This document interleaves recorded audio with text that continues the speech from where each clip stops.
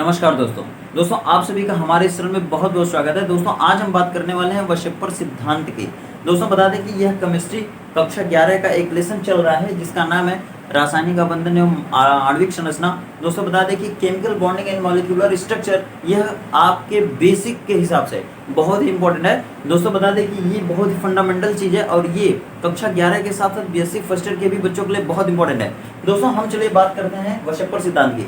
सबसे पहले बता दें कि जो वशेपर सिद्धांत है, वशेपर थ्योरी है, इसका पूरा नाम होता है वी फॉर वैलेंस मतलब संयोजी, एस फॉर सेल होता है कोष, और उसके बाद ई फॉर होता है electron, P for pair, R for repulsion, theory मतलब सिद्धांत। मतलब कि इसको हम लोग कहते हैं valence shell electron pair repulsion theory. मतलब हिंदी में इसको कहते हैं, इसका मतलब कह सकते हैं आप ऐसे कि इसका पूरा नाम है संयोजी कोष इलेक्ट्रॉन युग्म प्रतिकर्षण सिद्धांत। अगर आपसे पूछा जाए कि इस थ्योरी को सबसे पहली बार कौन बताया, ऑब्जेक्टिव में पूछा जा सकता है 1 नंबर का, तो दोस्तों इस थ्योरी को सबसे पहली बार 1940 ईस्वी में सिडविक और पॉवेल ने बताया था, जबकि इसका पूर्ण विकास करने की कोशिश किया था कौन कौन किया था, जिलेस्पी एवं निहोम ने। ठीक है, जिलेस्पी और निहोल्म ने। ठीक है, स्पेलिंग का ध्यान रखिएगा। तो देखिए हम कह सकते हैं कि इसमें कितने वैज्ञानिकों का हाथ है, 4 वैज्ञानिकों का हाथ है। कौन कौन है, सिडविक और पॉवेल है और जिलेस्पी और निहोम है। ठीक है, याद रखिएगा। चलिए देखिए इस सिद्धांत का सबसे मेन चीज क्या है। देखिए अगर मैं आपको शॉर्टकट में बताऊं तो इसका जो समरी है, समरी को मैं बता सकता हूं आपको, क्या बता सकता हूं कि इसमें जैसे कि आप जब लुईस संरचना बना रहे थे किसी भी यौगिक का, जैसे CH4 का बना रहे थे ना, CH4 का बना रहे थे तो इसकी कौन सी संरचना आ रही थी, टेट्राहेड्रल आ रही थी, टेट्राहेड्रल स्ट्रक्चर आ रही थी, चतुष्फलकी संरचना आ रही थी। अगर आप बना रहे थे किसकी संरचना, जैसे मान लीजिए NH3 की बना रहे थे, NH3 की, तो NH3 की जब बना रहे थे तो आपको किस तरह से बन रहा था, जैसे CH4 की इस तरह से बना था। ठीक है, इस तरह से बना था, और उसके बाद जब NH3 का बनाए थे तो इस तरह से बना था, 1 2 3 H H H इस तरह से बना था आपका। ठीक है, और इनके पास लोन पेयर बच गया था। ठीक है, और जब इसका बनाया था तो इस तरह से बन गया था। ठीक है, इनके पास केंद्रीय परमाणु कौन है, कार्बन है, जो बीच में होता है उसे केंद्रीय परमाणु कहते हैं। इसमें देखिए केंद्रीय परमाणु कौन है, N है। ठीक है, और इसमें केंद्रीय परमाणु कौन है, C है। तो इसमें देखिए दोस्तों इसकी संरचना किस तरह से बन रही थी, तो इसकी भी चतुष्फलकी बन रही थी। क्या बन रही थी, चतुष्फलकी। लेकिन यह संरचना सबसे पहली बार आप जाने नहीं जाने, यह संरचना कब आप जाने, पहली बार जब आप पढ़े थे क्या, संकरण जब आप पढ़े। अब उसके बाद दोस्तों देखिए इसकी चतुष्फलकी क्यों हो गई, क्योंकि यहाँ पर 3 हाइड्रोजन जुड़े हैं और N के पास एक लोन पेयर है। अगर देखिए बात की जाए, किसकी बात की जाए, PH3 की या PCl3 की, तो यहाँ भी एक लोन पेयर है। मतलब इसकी भी संरचना कैसी बन गई थी, चतुष्फलकी बन गई थी। लेकिन क्या यह संरचना एग्जैक्टली सही है, तो ये गारंटी नहीं है इस बात की। इसी संरचना की व्याख्या करने के लिए वशेपर सिद्धांत आया था। इसी संरचना की व्याख्या करने के लिए वशेपर सिद्धांत आया था, जिसको इन वैज्ञानिकों ने प्रस्तुत किया था।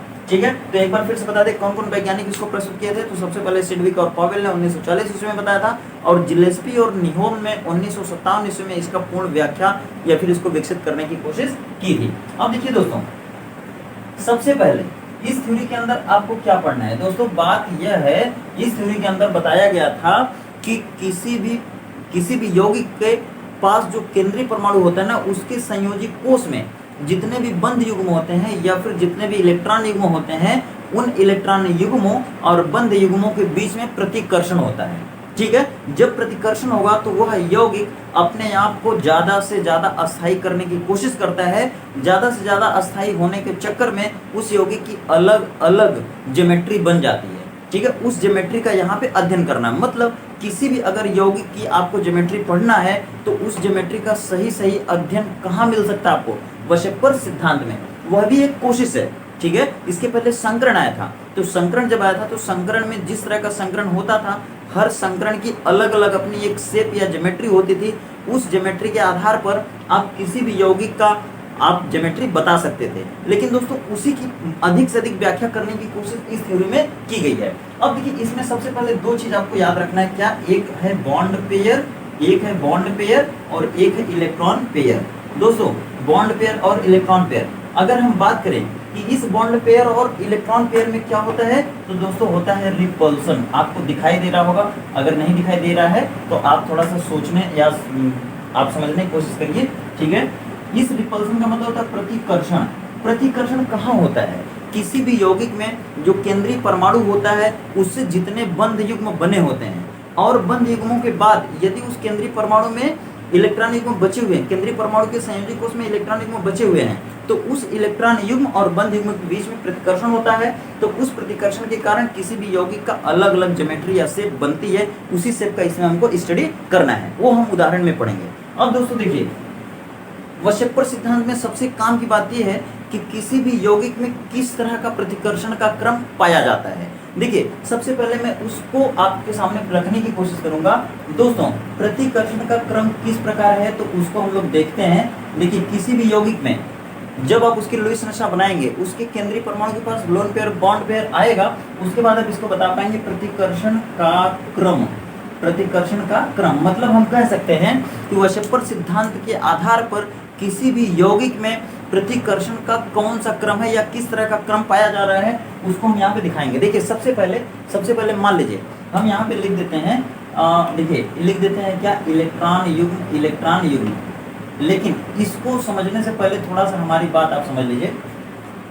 जैसे मान लीजिए एक दारू पीने वाला आदमी है, ठीक है, दारू पीने वाला आदमी है, वो दुकान पर गया, दारू की दुकान पर गया। देखिए, इसको अन्यथा मत लीजिएगा, ये बस समझाने की कोशिश है, ठीक है, इसको कोई भी बुरा नहीं मानेगा, ये समझाने की कोशिश है। देखिए, एक दारू पीने वाला आदमी है, वो दुकान पे गया, ठीक है, दुकान पे गया, पैसा भी नहीं उसके पास है, तो वो बोलेगा दुकानदार से, भाई हमको ललकी दे दो। देखिए, दारू शायद दो क्वालिटी में आता है, एक लाल वाले में आता है, एक व्हाइट वाले में आता है, सफ़ेद वाले में आता है, ठीक है। तो दो क्वालिटी का दारू होता है, तो वो सबसे पहले कहता है ललकी दे दो, मतलब ललकी पिएगा। सबसे पहले वो कौन सा पिएगा, लाल वाले पिएगा। क्यों? क्योंकि उनके दिमाग में ऐसा चलता है शायद कि लाल वाले में ज़्यादा नशा होती है या लाल वाला कुछ अलग क्वालिटी का होता है, ठीक है। तो सबसे पहले वो एक बस कहानी ऐसे बनाई गई है कि सबसे पहले जब कोई दुकानदार, जब सबसे पहले कोई दारू वाला या दारू पीने वाला जब दुकान पे जाता है, तो सबसे पहले वो कहता है ललकी दे दो, मतलब हम ललकी पिएंगे। देखिए, यहाँ पे ललकी पिएंगे मतलब हो गया क्या कि लोन पेयर, ललकी पी, लोन पेयर। और जब थोड़ा सा अगर मान लीजिए कि अगर थोड़ा सा पी लिया, उसके बाद कहेगा बड़की दे, मतलब कि बड़की वाली दो, मतलब लाल वाली पी गया, और उसके बाद उसको नशा कर गया, तो फिर उसके बाद बोल रहा है बड़की दे, मतलब बड़की पिएगा।